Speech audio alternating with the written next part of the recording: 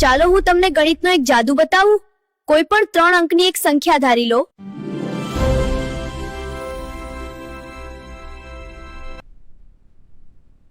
પણ ધ્યાન રાખજો, પહેલો અને છેલ્લો અંક એક સરખા ન હોવા જોઈએ.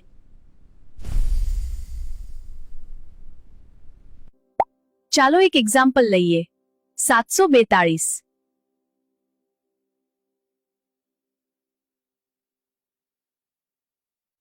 હવે આ સંખ્યાને ઉલટાવો, એટલે થશે 247. 247. મોટી સંખ્યામાંથી નાની સંખ્યા બાદ કરો. 742 ઓછા 247 બરાબર 495. હવે આવેલ જવાબને ઉલટાવીને લખો.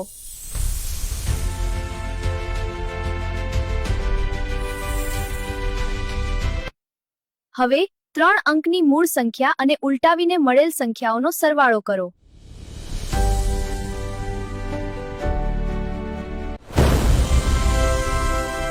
જવાબ હંમેશા આવશે 1089. હા, સાચું કહું છું. કોઈ પણ સંખ્યા લો, જવાબ હંમેશા 1089 જ આવશે.